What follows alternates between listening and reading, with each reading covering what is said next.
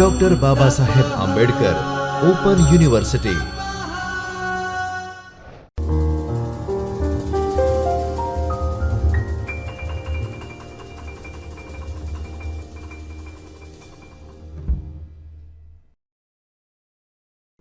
નમસ્કાર. Doctor Baba Saheb Ambedkar open યુનિવર્સિટીના ચૈતન્ય સ્ટુડિયોમાં હું ડૉક્ટર વિનોદ માજીરાના આપનું સ્વાગત કરું છું. વિદ્યાર્થી મિત્રો, આજે આપણે મુખ્ય વિષય સંસ્કૃતના દ્વિતીય વર્ષમાં જે પેપર 205 એટલે કે અલંકારશાસ્ત્ર અને નાટ્ય સાહિત્ય, જેમાં આપણે વિભાગ 3 કાલિદાસ વિરચિત વિક્રમોર્વશીય તેમાં એકમ 1 કાલિદાસનો પરિચય વિશે વિગતે ચર્ચા કરીએ.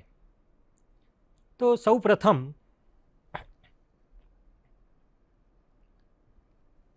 સંસ્કૃત સાહિત્યમાં ઉત્તમ કવિ કાલિદાસ પદ્ય કાવ્યની રચનામાં જ નહીં પણ નાટ્યકૃતિઓના સર્જનમાં પણ પ્રસિદ્ધ હતા. માળવિકાગ્નિ મિત્રમ, અભિજ્ઞા શાકુંતલમ અને વિક્રમોર્વશીયમ આ ત્રણેય નાટ્યકૃતિઓમાં પ્રણય કથાઓ છે. અને એમાં કાલિદાસની જે પ્રણય ભાવના અને જે જીવન દર્શનનું ઊંડું પ્રતિબિંબ પડ્યું, તેમાં કૃતિએ પ્રેમ કેવી રીતે વિકસે છે એ અવરોધ પામે છે અને છેલ્લે કઈ રીતે સમવિષ્ટ ઉપકાર થાય છે એ જાણવા અને સમજવું ઘણું આહ્લાદક છે. વિક્રમોર્વશીયમના પ્રથમ અંકને આધારે કવિની નાટ્યકલા, કાવ્યની શૈલી અને પ્રણય ભાવનાને સારી રીતે સમજી શકાય છે. તો વિદ્યાર્થી મિત્રો, કાલિદાસના પરિચય વિશે જોઈએ તો તેમાં મહાકવિ કાલિદાસ તે સંસ્કૃત સાહિત્ય એમના જે યશસ્વી સાહિત્યિક પ્રદાનથી જ એ સમૃદ્ધ અને ઉજ્જવલ બન્યું છે. કેમ કે તે યુગોથી આપણા દેશ અને સાહિત્યને અનન્ય યશ આપવાનારા આ કવિવર વિશે આપણે પ્રમાણભૂત રીતે જો કોઈ પણ પ્રકારની ચોક્કસ રીતે જાણતા નથી, તેમ છતાં સંસ્કૃત સાહિત્યમાં ઉત્તમ મહાકાવ્યો અને શ્રેષ્ઠ નાટકોનું જે પ્રદાન કરનારા આ મહાકવિએ પોતાના વિશે મંદઃ કવિ યશ પ્રાપ્તિ અને અન્ય વિષયા મતિ જેવા અત્યંત નમ્રતાસૂચક વિશેષણો વિના બીજું કંઈક લખ્યું જ નથી. સંસ્કૃત કવિઓ ઇતિહાસની દૃષ્ટિએથી વિમુખ છે અને ઇતિહાસને ઉપકારક થાય તેવું તેઓ કોઈ લખતા જ પણ નથી. એવો એમને માથે અપવાદ પણ ચડેલો છે. કવિ જેમ પ્રસિદ્ધ હોય અને એના જીવન વિશે કોઈ પ્રમાણભૂત ઐતિહાસિક વિગતો ઉપલબ્ધ ન હોય, સંજોગોમાં એના જે જીવનની વિગતોની આસપાસ અનેક દંતકથાઓના જાળા ગૂંથાય તે સ્વાભાવિક છે.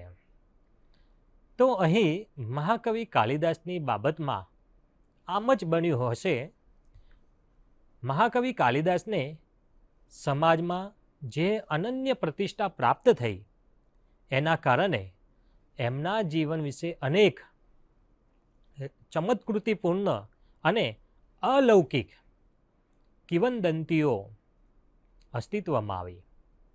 તો વિદ્યાર્થી મિત્રો, આ દંતકથાઓ એટલી બધી કલ્પનારંગી છે અને વૈવિધ્યસભર છે કે એની વાસ્તવિકતા અંગે સ્વાભાવિકપણે જ સંદેશ જન્મે. આ બધી દંતકથાઓનું એકમાત્ર જો પ્રયોજન એ કવિના વ્યક્તિત્વનો મહિમા વધારવાનું છે. આમ છતાં જુદા જુદા સ્વરૂપે પ્રાપ્ત થતી આ દંતકથાઓમાંથી કવિના જીવન વિશે કેટલીક સ્થિર અને કેટલીક બાબતોનું અનુમાન તારવી શકાય છે.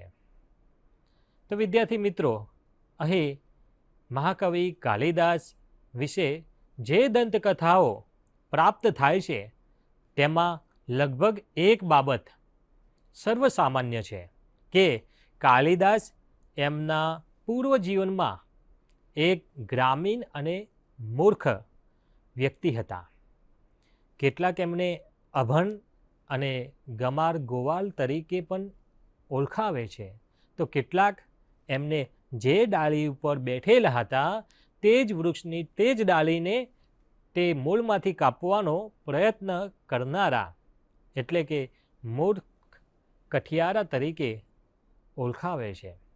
એક રાજાના પ્રધાને કાલિદાસને દેખાવમાં આકર્ષક પણ મંદમતીના આ મહામૂર્ખને સમજાવી ધજાવી એ રાજાની જે અત્યંત માનીતી અને રૂપ ગર્વિતા જે રાજકુમારી સાથે એને પરણાવી દીધા. હવે રાજકુમારી એ મૂર્ખ પતિને પ્રશ્ન કર્યો કે અસ્તિ કચ્ચિદ વાગ વિશેષ, તારી વાણીમાં કોઈ વિશેષતા છે એમ કહીને તેને મહેનું માર્યું. અને પત્નીના આ જે મહેનાથી જે માનભંગ થયેલા કવિએ તેને મહાશક્તિ કાલીની ઉગ્ર ઉપાસના કરી. માતા કાળીએ પ્રસન્ન થઈ કવિના એટલે કે કાલિદાસના જીહવાગ્રે આવીને અસ્તિ કચ્ચિદ વાગ વિશેષ એટલે સરસ્વતીનું સ્થાપન કરી આપ્યું.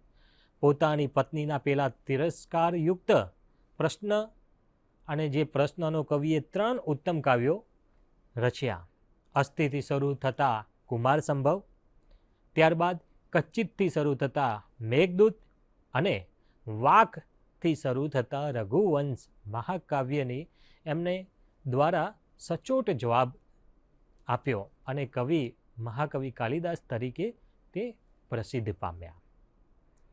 ઉપર ઉલ્લેખેલા જે આપણે આ 3 કાવ્યોમાં મહાકવિ કાલિદાસની જે કાવ્ય શક્તિનો જે ચરમ ઉત્કર્ષ સધાયો આ દંતકથા દ્વારા એ કાવ્યોનું અને એના રચયિતા કવિનું જે ગૌરવ વધારવાનો આશય સ્પષ્ટ છે, તો પણ એ દંતકથાનો નિષ્કર્ષ એ છે કે કવિને મહાકવિનું બિરુદ પ્રાપ્ત કરવા કાવ્ય સાધનાની એક ઉગ્ર તપસ્યામાંથી પસાર થવું પડ્યું હશે એવી આપણને અહીં વળી યુગો સુધી અક્ષુણ્ણ રહેનારું આવું ઉત્તમ સાહિત્ય દેવીની કૃપા વિના સંભવી શકે નહીં એ પણ હકીકત.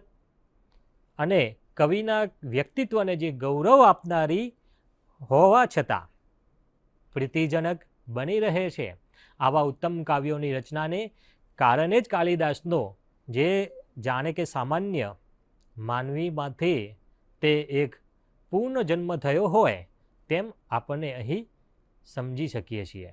અને તે સ્વાભાવિક પણ છે. કાલિદાસ પોતે જ કુમાર સંભવના 5મા સર્ગના અંતે એવું લખે છે કે ક્લેશ ફલે નહીં પૂર્ણ નવતામ વિદ્યતે, અર્થાત શ્રમ સફળ થતાં તે પૂર્ણ જન્મ આપે છે. આમ કવિએ ઉગ્ર કાવ્ય સાધના પછી જે મહાકવિઓનું જે પદ હાંસલ કર્યું હશે એમ આ દંતકથાનો સાર અહીં આપણને જોવા મળે છે. તો વિદ્યાર્થી મિત્રો, અહીં જે આ મહાકવિ કાલિદાસનું જીવન જો એમાં બીજી એક જાણીતી દંતકથા જોઈએ તો એમના મૃત્યુને લગતી છે કે કાલિદાસનું મૃત્યુ કઈ રીતે થયું. તો એમાં એવું જાણવા મળે છે કે કાલિદાસ લંકાના સિંહલ નરેશનો મિત્ર હતા.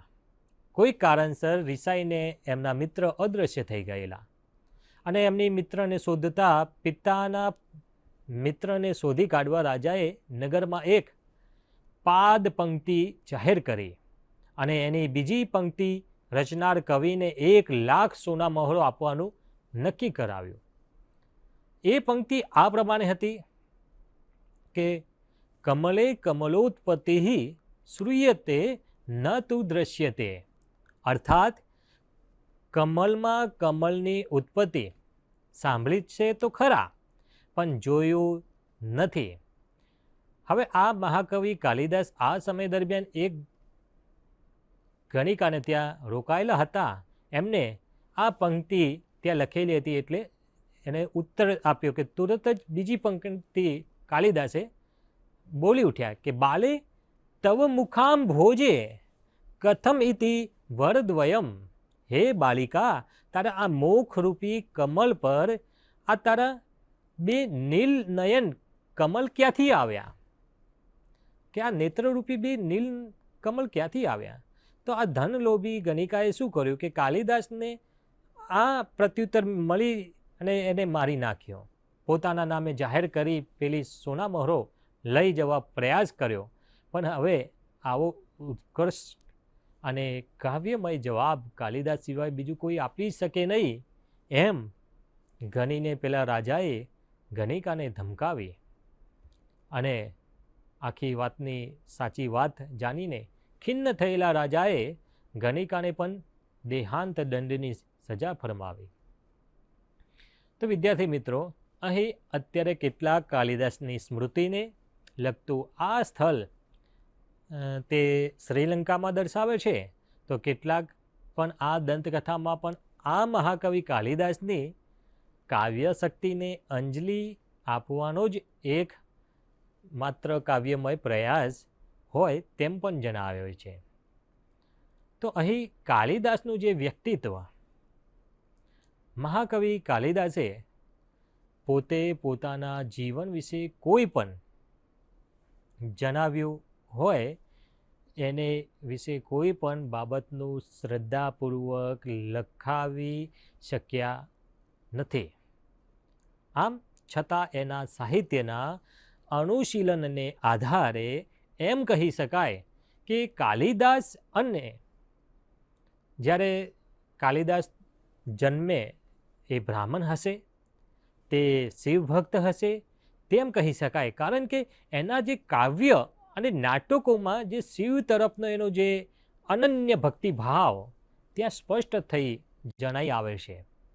જોકે ચુસ્ત શૈવ નહીં હોય, કારણ કે જેમાં વિષ્ણુ યા અન્ય દેવતાઓ પણ તરફ પણ એમનો ઊંડો જે ભક્તિભાવ અહીં જોવા મળે છે અને સ્થળે સ્થળે પ્રગટ થવા પામ્યો છે.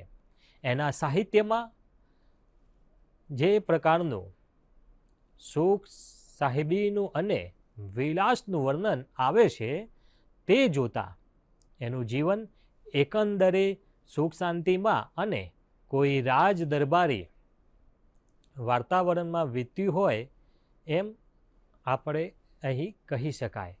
એના સાહિત્યમાં પ્રાપ્ત થતા અનેક પૌરાણિક ઉલ્લેખો અને જે શાસ્ત્રીય વિગતોના જે નિર્દેશો એટલું. તો વિદ્યાર્થી મિત્રો, અહીં કાલિદાસ બાબતે જે ચોક્કસ નિર્દેશ છે કે મહાકવિ કાલિદાસ અગાધ વિદ્વાન હતા અને વિશાળ વાંચન ધરાવતો કવિ હશે. એના સાહિત્યમાં જે સ્થિર અને અખિલાઈ ભર્યું જે જીવન એનું જે દર્શન પ્રાપ્ત થાય છે તે પણ બતાવે છે કે મહાકવિ જે કાલિદાસ એ જીવનનું સ્થિરપણે અવલોકન કરનારા એક સૌમ્ય અને તત્વજ્ઞાની હતા. એના કાવ્યમાં હિન્દુસ્તાનના વિવિધ સ્થળો અને ભૂગોળનું જે સુરેખ ચિત્ર ઉપસે છે તે જોતાં એમ જાણી શકાય છે કે દેશનો અહોભાવભર્યો જે પ્રયાસ ખેડ્યો હશે તેમ જણાય છે. કાલિદાસનો સમયની બાબત તે ચર્ચા કરીએ તો મહાકવિ કાલિદાસ ના જે જીવન અંગે પ્રમાણભૂત કશું પ્રાપ્ત થતું નથી. તે સંજોગોમાં કાલિદાસનો સમય નક્કી કરવાનું કામ ઘણું મુશ્કેલ છે. જુદા જુદા વિદ્વાનોએ વિવિધ અનુમાનોને આધારે કાલિદાસ ઈસવીસન પૂર્વે પ્રથમ શતાબ્દીથી માંડીને ઈસવીસન 11મી શતાબ્દી સુધીમાં મૂકવામાં પ્રયાસો કર્યો છે. પણ એના ગ્રંથોમાં અતરંગ પ્રમાણોના આધારે કાલિદાસની પૂર્વ મર્યાદા અને જે ઉત્તર મર્યાદા તો સહેજ નક્કી કરી શકાય તેમ છે. કાલિદાસે જે સર્વપ્રથમ અહીં માલવિકાગ્નિમિત્રમ નાટક રચ્યું, એવું મનાય છે કે તેમાં આ નાટકનો જે નાયક અગ્નિમિત્ર એક ઐતિહાસિક રાજા છે. તે શુંગ વંશનો રાજા હતો અને ઇતિહાસકારોએ એનો સમય ઈસવીસન પૂર્વે 150 નક્કી કરેલો. તેથી કાલિદાસ આ સમય પછી થયા હશે એમ નિશ્ચિતપણે કહી શકાય તેમ છે. એ જ રીતે ઈસવીસનની 7મી સદીના પ્રારંભમાં થઈ ગયેલા મહાકવિ બાને તેમણે પણ પોતાના આશ્રયદાતા હર્ષવર્ધનના જીવનવૃત્ત હર્ષચરિત નામના ગ્રંથ એમને પ્રારંભમાં અન્ય પૂર્વ કવિઓની સાથે અહીં મહાકવિ કાલિદાસને પણ ભાવભરી અંજલિ આપી છે. તો આથી એ પણ જાણી શકાય કે મહાકવિ કાલિદાસ તે 6ઠ્ઠી સદીમાં પહેલાં થઈ ગયા હશે, તે પણ નિશ્ચિતપણે કહી શકાય તેમ છે. એટલે કાલિદાસ કે કાલિદાસને ઈસવીસનની 6ઠ્ઠી શતાબ્દી પછી મૂકવામાં પ્રયત્નો સ્વાભાવિક રીતે જ નિરાધાર બની રહે તે અહીં સાબિત થાય છે. કાલિદાસ ઈસવીસનની જે 5મી શતાબ્દી પહેલાં થઈ ગયા તે હકીકતને પુષ્ટ કરતું એક અન્ય પ્રમાણ પણ ઉપલબ્ધ થાય તો તે એ હતું કે વત્સભટ્ટીના જે મંદસોર ગામે પ્રાપ્ત થયેલા એક શિલાલેખ, અને એ શિલાલેખમાં કવિએ કાલિદાસના 2 શ્લોકોનું સ્પષ્ટ અનુકરણ કર્યાનું જણાય છે. આ શિલાલેખનો સમય ઈસવીસન 473નો મનાય છે. તેથી કાલિદાસનો સમય 473ની પહેલાંનો છે તેમ કહી શકાય. તો વિદ્યાર્થી મિત્રો, આ જે પ્રમાણભૂત વિગતો આપણને પ્રાપ્ત થાય છે કાલિદાસની જે સાહિત્ય કૃતિઓ અને જે જાણીતી ભારતીય પરંપરા પ્રમાણે કાલિદાસ એ વિક્રમાદિત્ય નામના રાજાનો એક દરબારી કવિ હતો. જ્યોતિર્વિદાંભરના નીચે આપેલો એક શ્લોકને આધારે કાલિદાસને વિક્રમના નવરત્નો પૈકીના ગણવામાં આવ્યો છે. એટલે વિક્રમોર્વશિયમ નામના નાટકમાં એનો ઉલ્લેખ સ્પષ્ટ જણાઈ આવે છે. અહીં દર્શાવ્યું છે કે નિર્ગતાસુ ન વાકસ્ય કાલિદાસસ્ય સુક્તિષુ પ્રતિર્મધુર સાદ્રાસુ મંજરી શિવ જાયતે ધન્વંતરિહિ ક્ષપન કોમર સિંહમ સુકુવેંત ખ્યાતો વરાહ મિહિરો નૃપતે સભાયમ રત્નાની વૈવ વરરુચિનમ એવ વિક્રમસ્ય. આ શ્લોકમાં જે રીતે વિક્રમ શબ્દનો સ્પષ્ટ ઉલ્લેખ કર્યો છે તે જોતા કાલિદાસ વિક્રમ રાજાના જે દરબારમાં રહ્યા હશે તે સ્પષ્ટ થાય છે.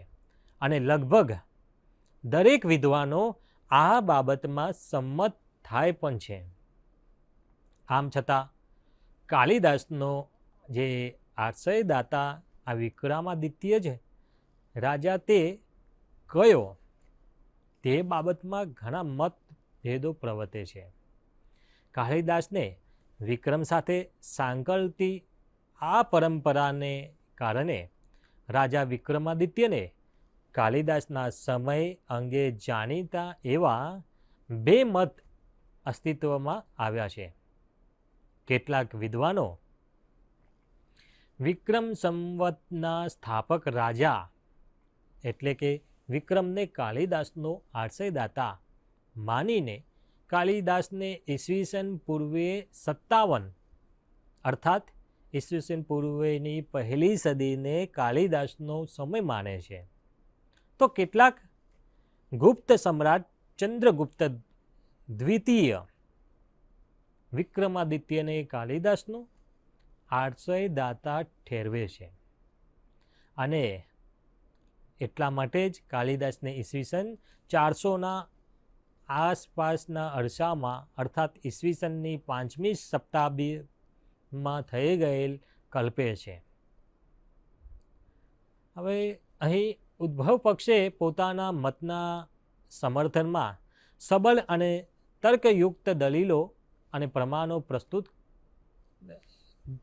થયા છે, જેમાં ઈસવીસન પૂર્વે 1લી શતાબ્દીનો સમય માનનારા વિદ્વાનોની કેટલીક દલીલ, તો તેમાં મોટા ભાગના ભારતીય વિદ્વાનો પ્રોફેસર ચટ્ટોપાધ્યાય, પ્રોફેસર શારદા રંજન રાય, પ્રોફેસર સંબનવેકર અને સર વિલિયમ જોન્સ પીટર્સન પાશ્ચાત્ય વિદ્વાનો જે કાલિદાસને ઈસવીસન પૂર્વે 57માં થયો હતો એમ માને છે.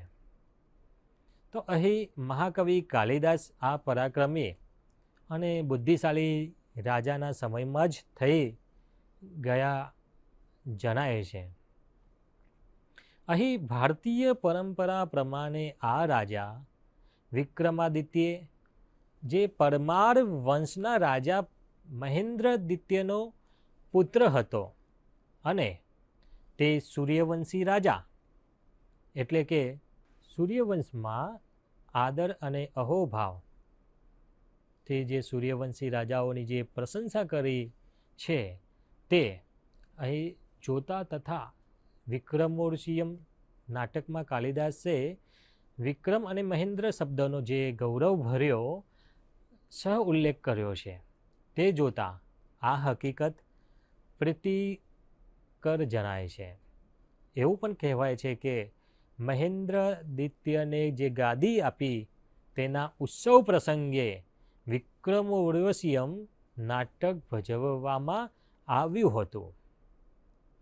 તો અહીં આ જે નાટકના 5મા અંકમાં કુમાર આયુષ્યના અભિષેકના નિરૂપણમાં કરવામાં આવેલો મહેન્દ્ર જે શબ્દનો પ્રયોગ અહીં જે સૂચક થયો છે તે એ દર્શાવે છે કે અનુશક્યેહ અનુવિક્રમાલંકાર દૃષ્ટયા મહેન્દ્ર ઉપકારમ પર્યાપ્તેન વિક્રમ મહિમ્ના વર્ધતે ભવાન. અર્થાત વિક્રમોર્વશિયમ અંક 1ની અંદર આ બાબતે દર્શાવવામાં આવી છે. હવે કાલિદાસે જે શુંગ વંશના જો રાજા અગ્નિમિત્રનું વર્ણન કર્યું છે તેથી તે અગ્નિમિત્ર પછી એટલે કે થોડા સમય થઈ ગયો હોય તે સ્વાભાવિક જણાય. આ ઉપરાંત કાલિદાસે જે પાંડ્ય રાજાનો ઉલ્લેખ કર્યો તે એનો જે સમકાલીન હોવાની સંભાવના છે. બીજી બાબત જે શાકુંતલમાં નિર્દિષ્ટ પાશુપત અને બ્રાહ્મણ ધર્મના જે પ્રભાવનું આલેખન કાલિદાસ ઈસવીસન પૂર્વે અહીં 1લી શતાબ્દીમાં થઈ ગયો તેમ સૂચવે છે. ત્યારબાદ શાકુંતલમાં જે ધનમિત્રના વારસ તરીકે તેની જે વિધવાને ગણવાનો રાજ્ય આદેશ આપે છે, આ પ્રકારનો જે નિર્દેશ એ બૃહસ્પતિ પહેલાંનો અને તે કાલિદાસ ઈસવીસન પૂર્વે 1લી સદીમાં થઈ ગયા તેમ સૂચવે છે. તો વિદ્યાર્થી મિત્રો, આ પક્ષના વિદ્વાનો પોતાના મતના સમર્થનમાં ઉપરની દલીલો પ્રસ્તુત કરે છે, જેમાં ઈસવીસનની 5મી સદીનો સમય માનનારા જે ગુપ્ત મતના વિદ્વાનોની દલીલો, તેમાં જે મોટા ભાગના પાશ્ચાત્ય વિદ્વાનો એટલે કે જે સંશોધકો અને ઇતિહાસકારો તેમજ મહામહોપાધ્યાય જે મિરાસી, ચંદ્રબલી, પાંડે જેવા ભારતીય વિદ્વાનો મહાકવિ કાલિદાસને ગુપ્ત સમ્રાટ ચંદ્રગુપ્ત કે જેને વિક્રમાદિત્ય નામ ધારણ કર્યું હતું તેના સમયમાં થઈ ગયેલો માને છે. હવે અહીં જે ગુપ્ત એટલે કે ચંદ્રગુપ્ત બીજાના સમયે જે ભારતનો સર્વાંગીક સર્વકાલ અને જે માનવામાં આવે છે અને તે સમયમાં ભારતમાં જે શિલ્પકલા સાહિત્ય એવા બધા જ ક્ષેત્રોમાં અહીં તેની જે કાલિદાસ જેવા મહાકવિ આ સમયમાં જ ઉત્પન્ન થઈ શકે તેમ તેઓ જણાવે છે. આ ઉપરાંત બીજા પણ કેટલાક પ્રમાણો પોતાના મતના સમર્થનમાં જે પ્રસ્તુત કરે છે. તો વિદ્યાર્થી મિત્રો, અહીં જે કાલિદાસના વિક્રમોર્વશીય નાટકમાં જે ગુપ્ત સમ્રાટ ચંદ્રગુપ્ત વિક્રમાદિત્યએ પોતાની એટલે કે જે ભાભી ધ્રુવાદેવીને શક લોકોના ત્રાસમાંથી મુક્ત કરી, તેથી સાથે લગ્ન કર્યું હતું તે બાબતનો ભડકો પડેલા છે તેમ તેઓ માને છે. રઘુવંશમાં રઘુ રાજાના દિગ્વિજયના જે વર્ણનમાં સ્પષ્ટપણે હુનોના પરાજયનું વર્ણન છે. હવે અહીં રઘુ હુન લોકોને જીતતો હોવાથી અહીં આ વાતનો નિર્દેશ રામાયણમાં નથી. આમ છતાં જે હુનોના આક્રમણ અને પરાજયની જે વાત જે રીતે અહીં શ્લોકબદ્ધ આપ્યું છે, જેમાં તત્ર હુનાવરોધાનામ ભર્તુષુ વ્યક્ત વિક્રમમ કપોલ પાટલા દેશી બભુવ રઘુચેષ્ટિટમ અર્થાત નિરૂપાય છે. તે જોતા એમાં કવિ કાલિદાસની જે સમકાલીન ઘટનાઓને જે પ્રતિઘોષ સ્પષ્ટપણે જણાય છે. અહીં કુમાર સંભવની જે રચના કવિએ વિક્રમાદિત્યના પુત્ર કુમારગુપ્તના જન્મની જે વધાઈને બિરદાવવા કરી હોવાનું મનાય છે. ત્યારબાદ કાલિદાસની જે કૃતિઓમાં ઉજ્જૈનીની તરફનો જે એમનો અતિશય આદર જે વારંવાર પ્રગટ થયો, તેથી તે મેઘદૂતમાં કવિએ ઉજ્જૈનીના ભારે અહોભાવ અને જે ગૌરવપૂર્વક વખાણ કર્યા છે. આથી ગુપ્ત સમ્રાટ વિક્રમાદિત્યની જે રાજધાની પણ ઉજ્જૈનની હતી, તેથી તે કાલિદાસનું જે નિવાસ સ્થાન કે જે જન્મભૂમિ હોવાની પૂરી શક્યતા છે તે જોઈ શકાય છે. કાલિદાસે પોતાના જે મેઘદૂત નામના કાવ્યમાં આડકતરી રીતે એમણે દિડનનાગ અને નિચુલનો નિર્દેશ કર્યો છે. પ્રસિદ્ધ ટીકાકાર મલ્લિનાથને મતે આ દિનાંગ ઈસવીસન 450ની આસપાસ થઈ ગયો અને આ દિડનાગ એ કાલિદાસનો જે સમકાલીન અને એનો પ્રતિસ્પર્ધી જણાય છે. તો વિદ્યાર્થી મિત્રો, આ કાલિદાસ સમયમાં થઈ ગયો છે હોય તેમ જણાય છે.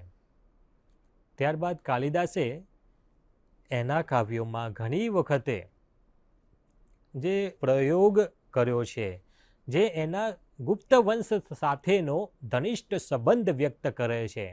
આ ઉપરાંત સાહિત્યમાં પ્રાપ્ત થતું જે બ્રાહ્મણ ધર્મના ઉત્થાન અને ઉત્કર્ષનું વર્ણન જોતા તે બ્રાહ્મણ ધર્મની પ્રતિષ્ઠાના આ ગાળામાં થઈ ગયા હોય તેમ સ્પષ્ટ થાય છે.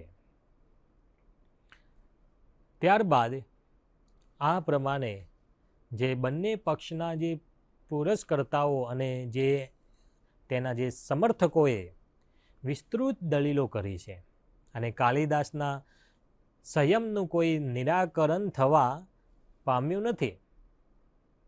તે અહીં જોવામાં આવ્યું છે. ધન્યવાદ. અસ્તુ. જયતુ સંસ્કૃતમ, જયતુ ભારતમ. स्वाध्यायः